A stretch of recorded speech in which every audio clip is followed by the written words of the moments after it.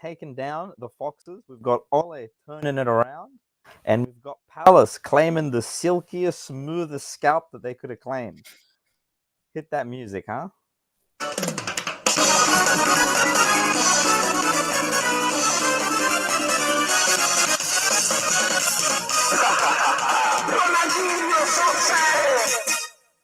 Wow. Wow, wow, How about wow. that? How What about that, what a week of football, huh? I feel like it was mate? we were going into it. I think last week I said a bit turgid. Not a lot of great games, really. But wow. Really good round. Really good round. Man, why are you coming in a little bit soft? Am I? Pause. Any better or is it the same?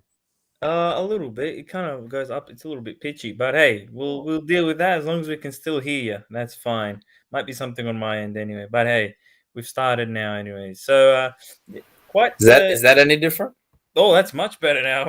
Hello. Wow, hello. Oh, Continue. that Bit that of absolutely. bit of button mashing got me there. Go on. Yeah, a little bit of X, Y, Z. Yeah. But yeah, no, absolutely. What a tumultuous week. As you can see, not in my usual recording area, so I'm changing scenery like Nuno. Um, Oh, yeah, had to get one in there. Just fucking yeah, quick get him low in blow. there. Get him in there. We're not even at that game yet, but fuck it, why not?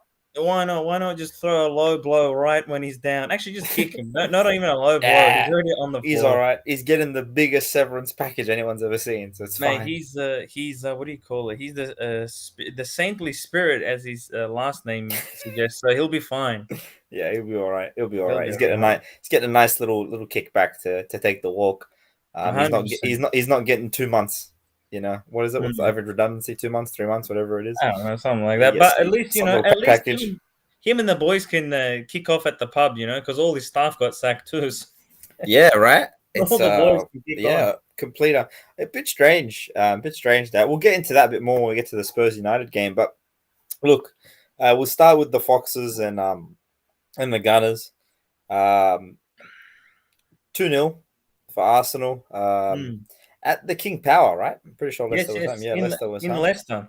Yeah, in Leicester. Um, I'll be honest, they weren't very good. They weren't very good. At least the first like 30, 40 minutes, they were particularly bad. And Arsenal capitalized on the Mm. chances they got. Something that Arsenal weren't doing at all really last season. They were kind of, they were fluffy with those sorts of things. When they did get a sort of brief moment to get ahead, they wouldn't sort of capitalize on it. Because really, Leicester, they dominated possession, right? Which you think with the way Arsenal is structured, when they don't have possession, like they struggle to create chances, they struggle to score, and it's still the case. You don't have possession; it's harder to create chances. But if you're clinical with the ones you get, you can still get the result, which is exactly what they got here. They got two chances early on because Leicester sort of, one of them, I think the second goal, the Will Smith Rose goal, it's Mm. an error from the Leicester defenders, and Mm. he comes in and capitalizes on it. That's the sort of, I suppose, how can I explain it? Like, not determined, but the sort of hunger for a result that we weren't really seeing last season Mm. from Mm. from Arsenal. To Mm. capitalize when the opponent was down, not to kind of sort of be a deer in the headlights, like, oh, I've never gotten this far before, sort of thing. So I thought, even though they weren't as good as they were in their last game, these are the sorts of games that Arsenal weren't really able to get any points from Mm. last season, and they were very good for them, not very good for Leicester. Yeah, and unfortunately, Leicester, although they played better in the second half and had a few close chances, they just didn't get close enough on not Ramsey, Ramsdale made a spectacular save, and then Multiple. I think it was Party that cleared it off the line. The Madison free kick, a few great saves here, a few scuffed chances here and there. Leicester Yeah, could man. have easily been back in the game, but Arsenal kind of, I guess, weathered the storm as best as they could and got out there by not the skin of their teeth, but you know. Could have been a bit of a meme result, as the kids would Yeah. say. But look, they got the job done early, which is important. And when you put a 2-goal lead for most of the game ahead of you, it's a lot easier to kind of defend. But Yeah. first of all, they just looked happy to be on the pitch. To be honest, lots of smiles, Yeah. lots of Yeah. laughter, Yeah. Yeah. not much Like anger from anyone. I don't want to get too far ahead of it and say like because they didn't by any means dominate Leicester, but Only for just a period. yeah, only for a period. But the thing is that these sorts of games last season, the performances were nowhere near this. Even if they had lost that game, this last game against Leicester, Leicester came back and they dropped it 3-2. There was sort of an air about how they were playing that wasn't there at all last season, and these sort of tighter, more scrappy games for them. Right? It was either they were running at full pelt and everything was going great, or it was terrible for them. A good team can get results even when they don't play well, so to speak. For sure. So this is great, and it's also credit to Ramsdale. I mean, he was a wall toward the end of the first half, and even in the second half, made some great saves. Really both, because even Schmeichel kept it from letting the scoreline blow out as well. Made a few saves, especially right at the end. But look, overall, good result for Arteta. I reckon they're very happy. Everything's going great. I think they're doing it's been good for them, and I don't know if they're out of the spotlight just because they've been playing well, or because there's so much of a circus going on with United and Ole and Nuno with Spurs and all that sort of stuff. It's taking the limelight sort of away. There's other coaches under pressure this season, but it seems to have done them good to be able to sort of go off and work on their own without as much pressure on top of them. Remember last season we were getting all the little sideline clips of Arteta, look what he's doing to party, and look what he's saying over here, and look how frustrated he looks. We're not getting any of that this season, and it's not because he's not on the sideline; he's still there. It's just because for some reason there's less, I don't know, less of a microscope on them. Maybe there's just other places to look this season. Well, they weathered that storm early in the season, and I think one of the points we kind of, I guess, forget to look at is now they have a full squad. All their best players are fit. Yep. Ramsdale's the surprise, but he got put in, but he's been excellent. He's been better than Leno. Ben White starting, Gabriel, Tomiyasu. I think the only one we might be missing is Tierney. Yeah. But other than that, everyone's in there. Even Oba, Laka, ESR. I think that's probably why they haven't been under the microscope as much, is because the reason they started the season poorly was quite, I suppose, easy to determine. They didn't have their full squad. Like that doesn't take, you don't have to pull apart how their tactics are working to figure that out. They've got half the squad that they should have in rotation because injuries or COVID or whatever, diarrhea, whatever whatever reason you want to find, right? Once they had those players come back, the results started picking up. So just naturally, I feel like the attention went from, okay, these guys are sort of on trend to where we expected with these guys coming back. There's sort of nothing to see here at the moment. It's not too interesting to cover the mid-table, the side that was mid-table last season, progressing into the 6th or 7th spot. Even though it is progression and they should be proud of it, it's not really what the media wants. It's either we want to cover you failing or we want to cover you making it all the way to the top, sort of thing. But either way, though, from these last couple of performances, do you think now there's a chance for them to finish top 4, 5 Europe this season, or should they be happy with just maintaining this sort of form where they're winning, every second or third game and drawing every second or third game? I think they should be taking it game by game. I think if you start getting ahead of yourself, it's easy to get mired again, and we get mired in the I guess the expectations and the talk around you. But as a team that's, I guess, struggled over the last, let's say, 3-4 seasons, with the expectation of qualifying for Europe, and all the changes around them, I think it's best for them just to take it one game at a time.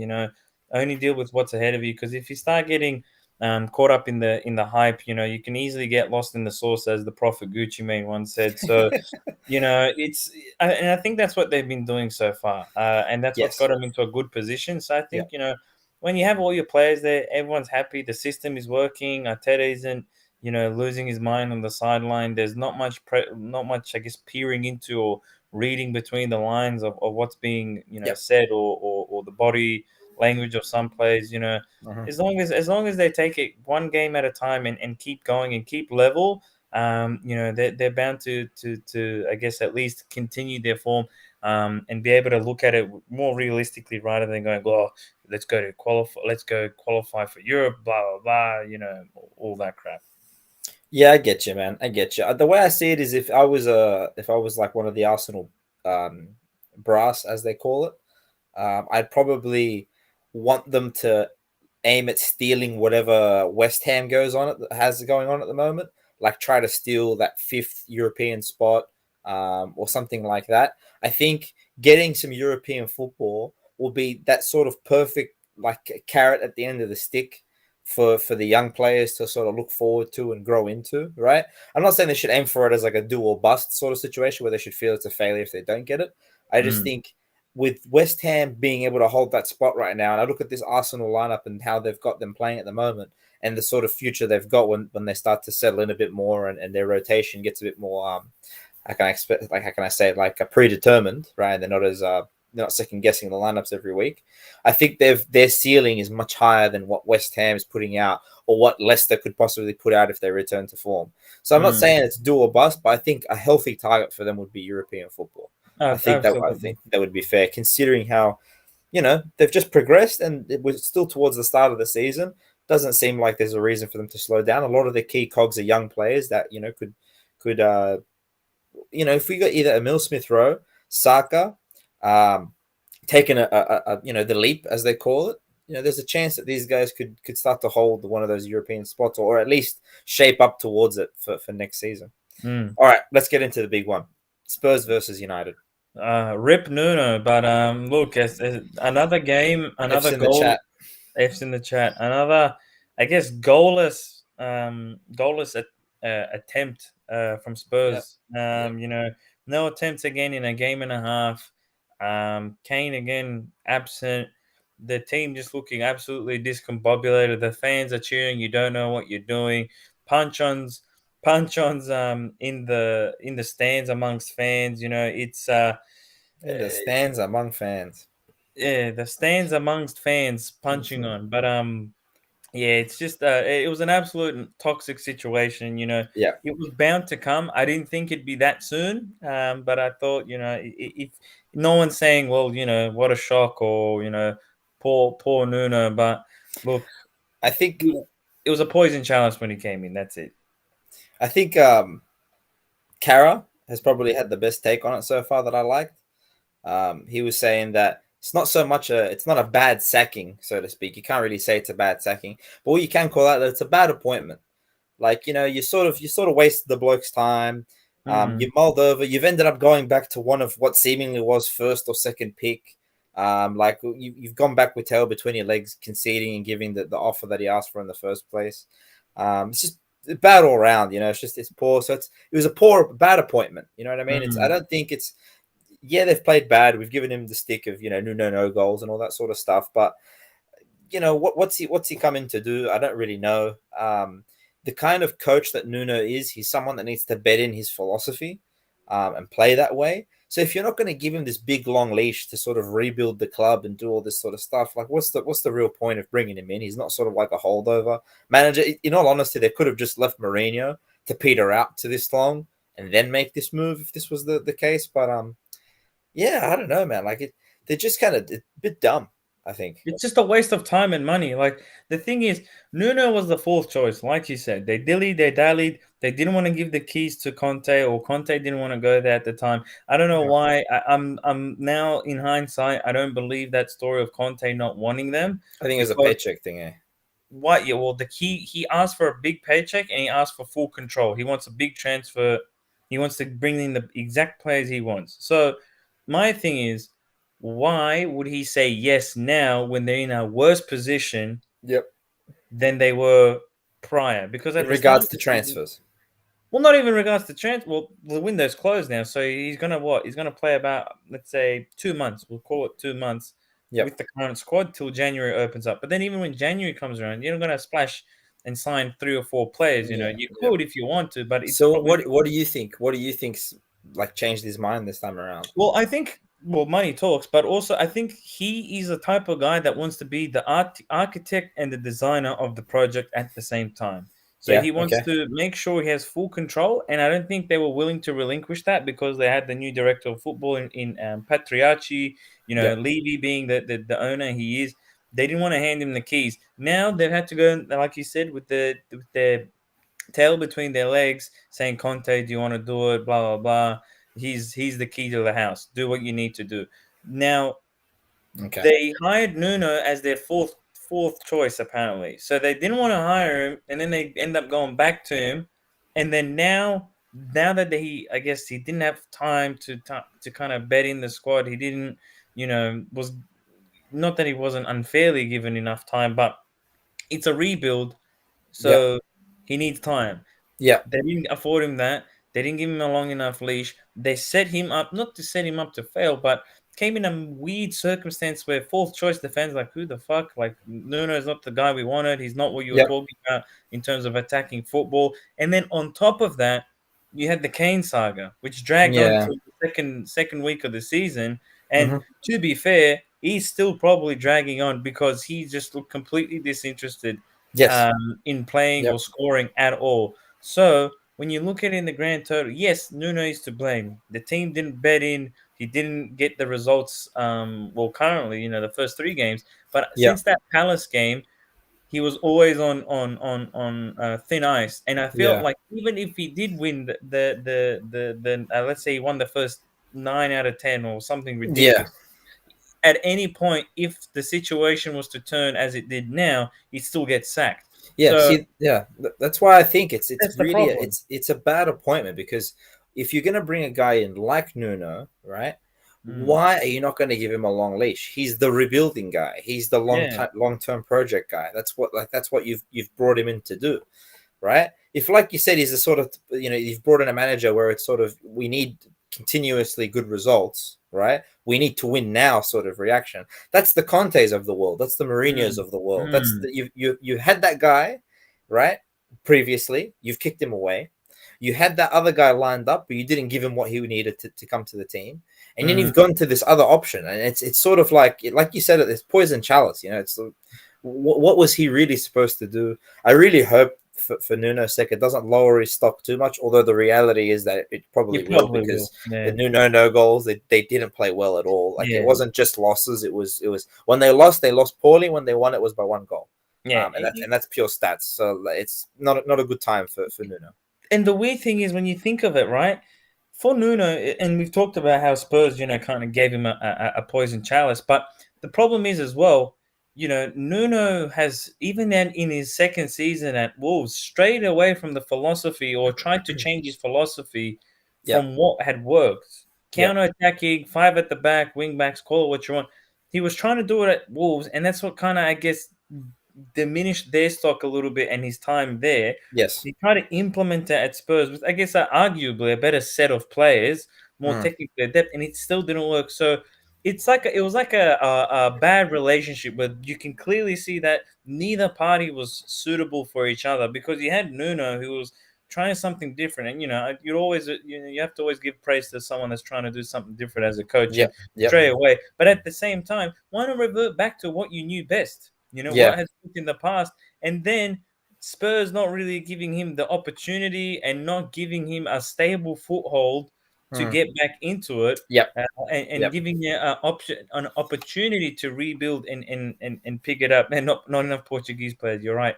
But it's just but the thing is, if they'd gone with someone other than Conte, which again, it's not confirmed, so we don't know if it'll be Conte, but most likely will. Oh no, it's Fabrizio Romano gave it the here we go. Well, I don't believe it until I see Spurs tweet it out. So okay, fair enough.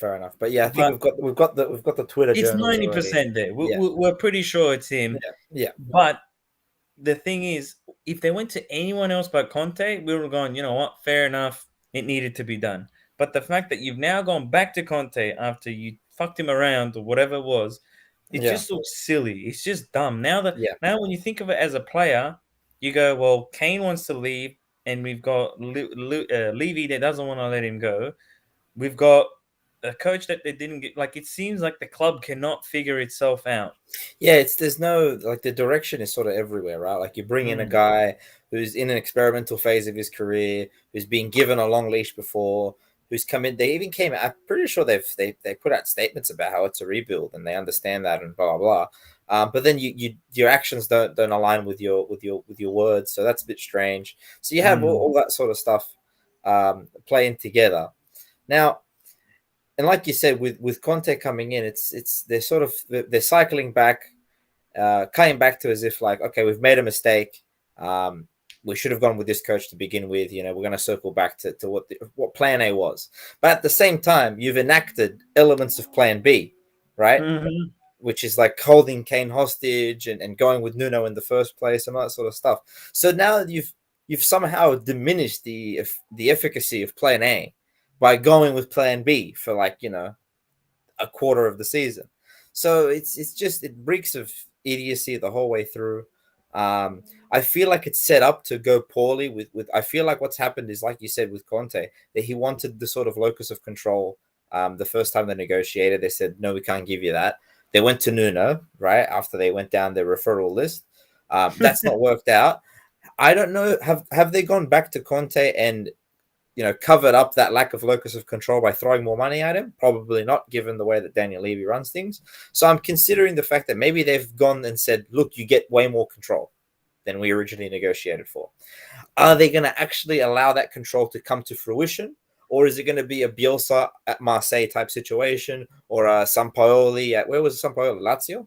No, it was Bielsa at Lazio who quit in a couple of days. We also had Gattuso, same thing earlier this year when he became Fiorentina coach for 20 days. Yeah, there you go. I don't know. I really don't know. It feels like it's going, because we've got a owner that's particularly known for being stubborn. We've just seen him do something similar with Kane, going against his handshake agreement, that sort of thing. I feel like it's setting up to be that sort of thing. But at the same time, maybe this Patriarchi bloke, the one he was at Juve, he's been worked and sat across the table from abrasive personalities before. Maybe he finds some sort of commonality with Conte, and their targets happen to overlap, and everything's all good. Maybe we're wrong there, but it's the way it's shaping up is like it feels like it's going to implode. I don't know when, but just the way that it's lying up, I feel like in a couple months' time we're going to hear about, Conte, expects this sort of control, and Daniel Levy's actually short stringing him and putting him in this sort of position. Like his last days at Inter. Yes, exactly that. So, but we'll see. Only time will tell, and we'll see how Spurs react to it. And quickly, let's talk about the other side of the coin as well. Oli goes 3 at the back and beats Nuno with the Conte tactics, as we would say. Yeah, man. Hit him with the ghost. Ronaldo shining brightly, the whole team kind of humming along. Unfortunate that his belt taps was ruled out offside. Oli, as I said this in multiple group chats, Oli made a pact with the devil, and Nuno was the blood sacrifice. I'm telling you, that's the only way that man is still here in his job. You know what I like to think? It's probably like he's like, oh, they think some bloke's going to take my job. Who is it? And they're like, oh, Antonio Conte. And just judging by his tactics, I don't think Oli watches a whole lot of football. So it's probably like, oh, who's Antonio Conte? I'm going to look into this bloke. And he watched a couple of videos. He's like, oh, 3 at the back. Might give that a shot. And look at that. He probably is like, look, this Conte guy, I can do it for a lot cheaper. He's like a dodgy builder. He's like, dude, I've seen the plans, I've seen the material. Marble, you don't need that. We can make this kitchen out of gyprock only. There's this vinyl out with a marble print on it, indistinguishable. It's exactly the same, but different. It's the same, incredibly light. You can't drop it and break it. Trust me, that's what you need. But anyway, combined age strike force of over 70. With Ronaldo and Cavani up front. Beautiful to see how well they combined. Like a fine wine and a well-aged cheese. That's what I saw out there. Because it's the sort of it's sort of indulgent, because you're not going to get a whole lot of it, because these blokes they're well into their prime. They're well into their prime. It feels almost sort of like a what you call it, like you're being overly self-indulgent by having them two out there. Like you're burning a lot of wine and cheese. Exactly. Or like you're burning the candle at both ends, like it's really, you're getting a lot of old legs out there, but look, when it works really well. And if you're going to put a lineup around them, I think that is the lineup to put around them. 100%. Essentially 5 guys defending. Sorry, not 5 guys. Yeah, 5 guys defending at all times. And then you've got what's his name? Bissaka and Luke Shaw providing the width. So really on defense, they've got 7 guys defending, and you've got Ronaldo and Cavani able to be a bit of a passenger. on the defensive phase. Even though Cavani, he's still everywhere and he does his bit as well. But I really do think it's the sort of thing to line up and go into a more counter-attacking, direct passing sort of phase. People are saying that it puts a lot of weight if they were to do this long term, even though I don't think it's going to be the case. If people are saying that if they keep going with this sort of lineup, it puts a lot of pressure on Bruno because he's sort of it when it comes to transition, attack, link up play, all that sort of stuff. I mean, Fred's not going to put a ball through. McTominay's not going to put a ball through. Luke Shaw barely can cross. Wan-Bissaka, God knows he can't cross for shit. And then you've got three centre backs. So really puts a lot of pressure on Bruno. I do think he's the guy to be able to rise up and always be able to do it. But this is a good point. This only works with Pogba out of the squad. Now, this problem solves itself if they sell Pogba, right? And it makes a lot of sense because the money that you get from selling Pogba will probably be very well utilized in a replacement for either Fred or McTominay. And you suddenly level up this squad of playing that they can play with three at the back. The only thing is I just don't think it's going to be sustainable long term for Oli. I don't know if he's got the sort of tactical know-how to rotate in that formation. I think with the flat four back, it gives him a much more easier sort of pattern to sub players in and out of. But either way, very interesting, very cool to see. Happy to see it work out for them. What do you reckon? Look, I think you're right in saying that the rotation around around this style doesn't have the legs and doesn't have the players behind it to keep it going. I mean, you don't have you've got Alex Telles who's been injured for a little while, but I think he'd do well. But after that, you don't really have much more than that. You have Dalot on the other side, which hasn't been really. I guess he's still learning. I guess the midfield is thin. I mean, you can replace Matic, maybe Van der Beek, maybe Pogba in those positions, but Yeah. Fernandez, you don't have a replacement for. Up top, do you get the same work rate from Rashford and Greenwood? Do you get the same efficacy from him? Or maybe you just rotate one of them. And if you rotate, do you take out Cavani? Do you take out Ronaldo? Does it work with Greenwood and Rashford? Are they as effective? Because they're usually Sancho. out Where's wide. Sancho go? Sancho. Where does Sancho fit in? Does he replace Fernandez in behind? There's a Mhm. lot of squares and circle holes type of situation if he was to continue this way. Now, if he does find a way to mix and match and change things around, that's fantastic. But Ollie's not the tactician to do that, nor is I think he the type of guy to, I guess, get these players like let's say for example putting Sancho in behind. I don't think he'd be the guy to be able to get that to work, No. or even put Lingard in behind. I just don't know how it would work in terms of rotation. Is this a long term thing? We don't know. We maybe it's just the best 11 he can put out, the most Yeah. effective team, and then after that, it just depends on how the other team plays and if he The, can the figure way it out.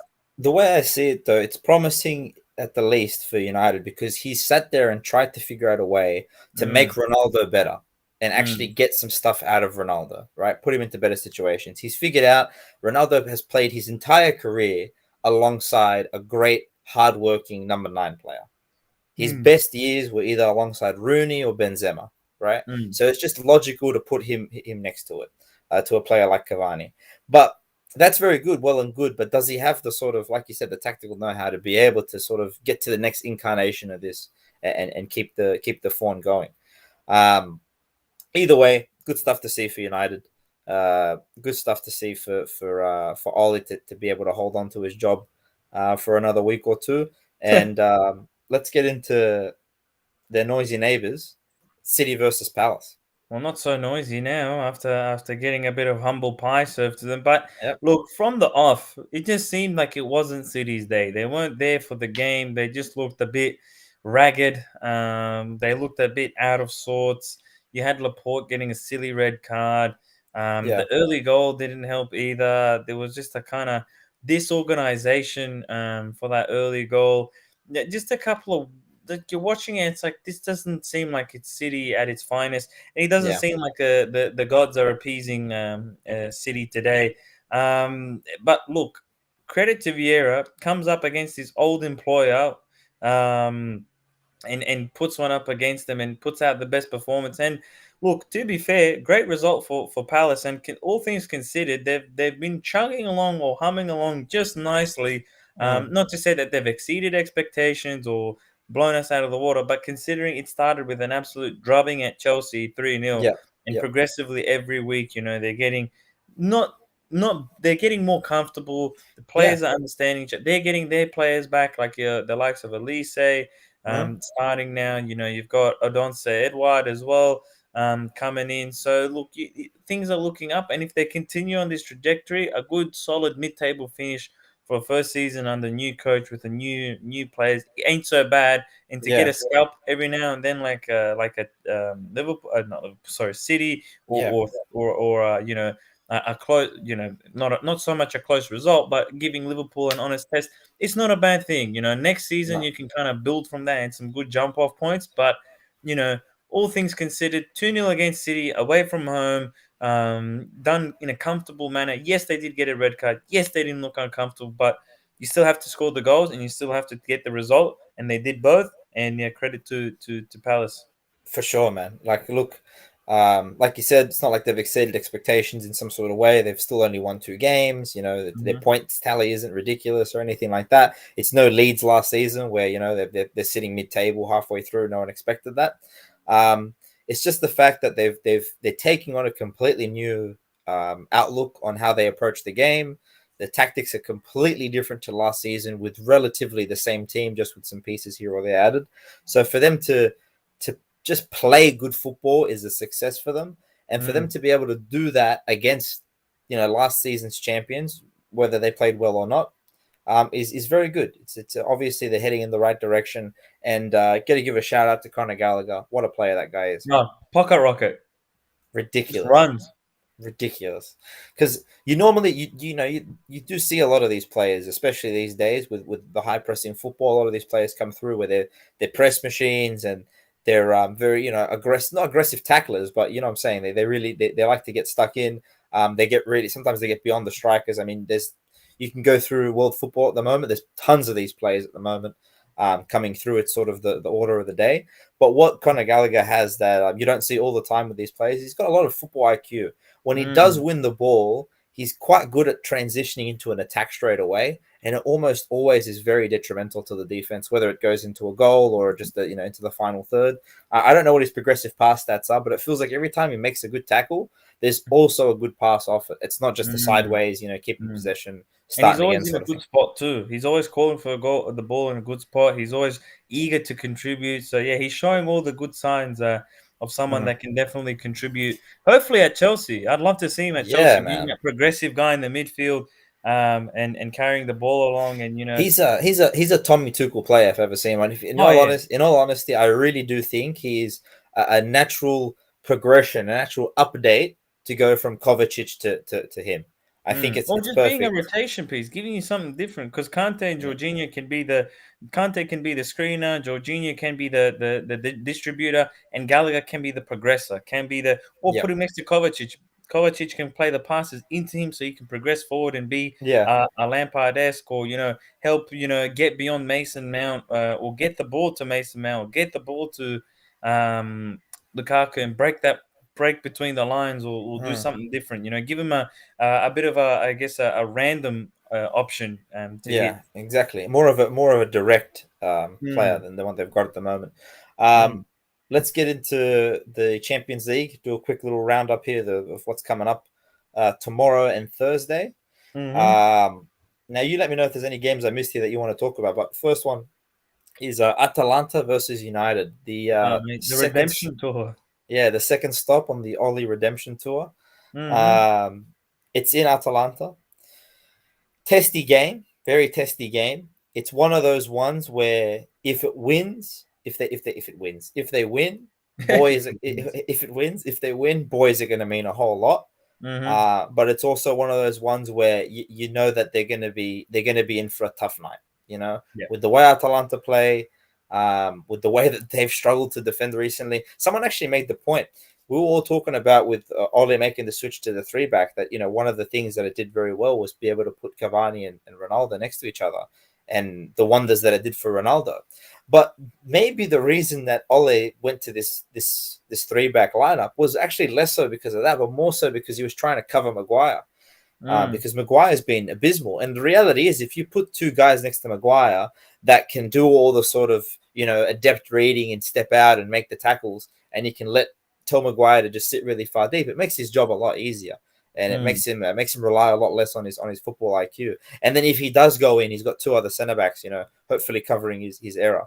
So if a coach is needing to make those sort of concessions to be able to cover for his captain's deficiencies, his world-class centre-back captain's deficiencies, then the team you don't want to be going up against is a team that is ridiculous and relentless with pressing, and is hungry for a win, because I think they feel hard done by from the last round. So they're going to be hungry for this one. So what do you got for it? Look, I'm just worried about Gasparini. I don't want him to lose the job and be the next sacrificial lamb for Oli to stay on. But look, all things considered, they were very close last time. They had a 2-goal lead. They just bottled it towards the end, Atalanta. But they do. Hopefully, they take a page out of from the last result against Lazio, where they scored a late equalizer and really kind of gave it to them at the end to try snatch it as best as they can and try push it along. So hopefully, and they're at home as well, so that's always a good thing to have on your side. Look, I'm hoping for Atalanta to get a W, just to see what the presses and what Ole's reaction will be, and see what we can do. But look, I think if United play the way they did, against Spurs, I think Atalanta is going to be in for a long night, especially if Ronaldo starts hitting his stride like he did against Spurs as well. For sure. Chat, what you got? Let us know. If you got Atalanta winning, you got Man United winning. I've personally got. I think there's a chance that there's going to be quite a few goals in this one. I think Atalanta will take this maybe with a 2-goal lead. That's what I'm feeling. I'm not exactly basing that on anything other than I feel like it's been too good too soon for Oli and United. They might be smacked back down to earth with this one. Chat reckons 2-2. Fair call. Fair call. I think that's actually the most pragmatic of the answers we've had so far. Liverpool versus Atletico. Big game. Huge. What do you got for it? What do you reckon? What are you feeling? Look, I don't know. Liverpool, they've been a buzzsaw so far. Decimating most teams that get in their way. Are they when they're at the moment? Are they the most informed team in world football? I'd say so. I definitely say so. They've had the big scamps. They've looked good while doing it. They stumbled a bit earlier, I think, in the league this week, with the way they let Brighton back into the game. Yeah. But again, we saw no Fabinho, right? No Fabinho, but it's a big deal. The thing is, their attack is hard to stop, and we saw it against Brighton. They were absolutely hounding them, and should have been easily 3 or 4-0 up in the first half. It's just unfortunate that Sadio Mane hit the ball with his hand. A couple of chances went wide, weren't clinical enough. But again, there's another team that play on the other team, and Atleti is a team that doesn't really allow you to really dominate like that for a long period of time without some sort of resistance being provided. So I think comfortably Liverpool should win, but won't be surprised if Atleti give them a scare or offer some resistance on the other end. So I'm probably going to say 3-1, with the third goal coming in late as a bit of a nail in the coffin from Mo Salah. Just want to shout out there Jurgen Klopp's favorite goal, the one that wasn't allowed. That was a great goal. It was a great goal, but the press was fantastic. Yeah, no, it's very, and it was, it would have been a staple of the Jurgen Klopp philosophy. So very poignant to see him call that out. You always think good those on him, sorts of Klopp. things. That's good management. Yeah. Also, he's been doing the I haven't realized he's been doing the no glasses look because he got some sort of eye surgery. I didn't know that. Yeah, I saw that. I don't. Yeah. No, I miss the glasses. Not gonna lie. So do I. I like the glasses. Made him look more professorial. Yeah, it made him look more German.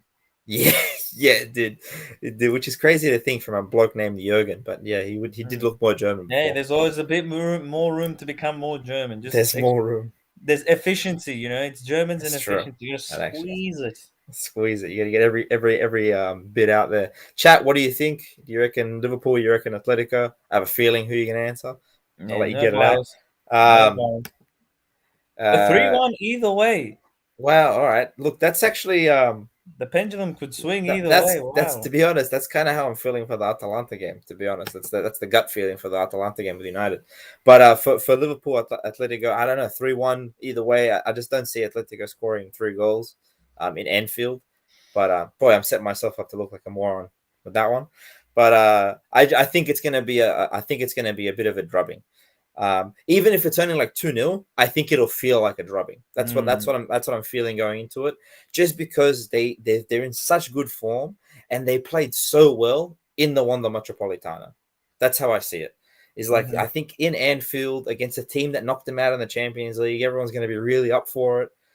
Salah's in form, everyone's in form. Unless is Fabinho still missing? That's the only thing I'm not sure about. I think he's I don't think he's back yet. Yeah, that's a bit worrisome, to be completely honest with you. That's a bit worrisome. But to be fair, they've been playing without him so far, and it's been looking pretty good. I mean, Naby Keita's been putting in shifts, scoring goals, shuttling. Hendo's, doing the same thing. I don't know. Maybe they don't miss him as much as we think. Yeah, fair enough. That's fair enough. But anyways, I reckon it's going to be a pretty decisive one from Liverpool. I'm gonna say 3-0. You said 3-1. I'm gonna go 3-0. No goals from Atleti in this one, I reckon. But that's it. We'll wrap it up there. Follow us on the socials at Last Go Wins Pod on Twitter, at Last Go Wins Pod on pod_ on Instagram, at Last Go Wins Podcast on Facebook. Catch us on YouTube. Catch us on Spotify for the replays. All glory be to Bozza. Oh, the music's playing. Oh, there you go.